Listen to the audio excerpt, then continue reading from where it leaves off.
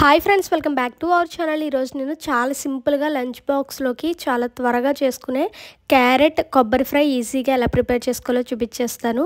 చాలా అంటే చాలా టేస్టీగా ఉంటుంది. పిల్లలు కూడా చాలా ఇష్టంగా అయితే తింటారు. ఇంకా లేట్ చేయకుండా ఎలా ప్రిపేర్ చేసుకోవాలో చూసేద్దాము. ముందుగా ఒక హాఫ్ కేజీ క్యారెట్ తీసుకొని దాన్ని ఈ విధంగా తురుముకొని అయితే పక్కన పెట్టేసుకోవాలి.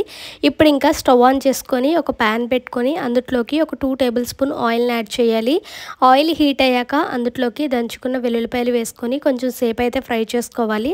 ఆ తర్వాత అందులోకి ఒక స్పూన్ పోపు దినుసులు, ఒక స్పూన్ జీలకర్ర, అలాగే 2 రెమ్మల కరివేపాకు, కొంచెం ఎండుమిర్చి కూడా వేసేసుకొని వీటిని అన్నిటినీ కూడా ఒకసారి అయితే బాగా ఫ్రై చేసేసుకోవాలి.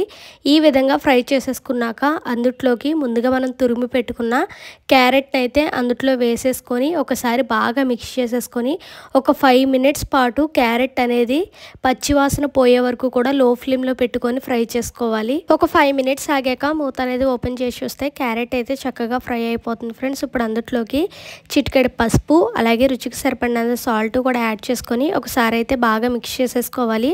ఆ తర్వాత అందులోకి ఒక స్పూన్ నెయ్యిని అయితే యాడ్ చేస్తున్నాను. మీకు ఇష్టం ఉంటే నెయ్యి అనేది వేసుకోండి, లేదంటే స్కిప్ చేసేయచ్చు. ఇలా నెయ్యి అనేది వేసుకున్నాక ఒకసారి అయితే గరిటెతో బాగా మిక్స్ చేసేసుకొని ఇంకొక 2 మినిట్స్ పాటు మూత పెట్టుకొని అయితే ఫ్రై చేసుకోవాలి. ఆయిల్ అనేది పైకి తేలే వరకు కూడా.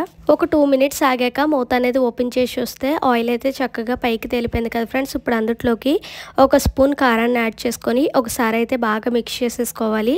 ఆ తర్వాత అందులోకి 2 స్పూన్ల కొబ్బరి పొడి అయితే యాడ్ చేసుకొని కొంచెం కొత్తిమీర కూడా యాడ్ చేసుకొని వీటిని అన్నిటినీ కూడా ఒకసారి అయితే బాగా మిక్స్ చేసేసుకొని 1 నిమిషం పాటు అయితే ఫ్రై చేసుకోవాలి. ఇంకా 1 నిమిషం తర్వాత స్టవ్ అనేది ఆపేసుకొని ఇంకా వేడివేడి రైస్లోకి సర్వ్ చేసేసుకుంటే ఎంతో టేస్టీగా సింపుల్గా చేసుకునే క్యారెట్ తురుము కొబ్బరి ఫ్రై అయితే రెడీ ఫ్రెండ్స్. చాలా అంటే చాలా టేస్టీగా ఉంటుంది. మీకు కూడా నచ్చినట్లయితే తప్పకుండా ఈ సింపుల్ రెసిపీని అయితే ట్రై చేసేయండి.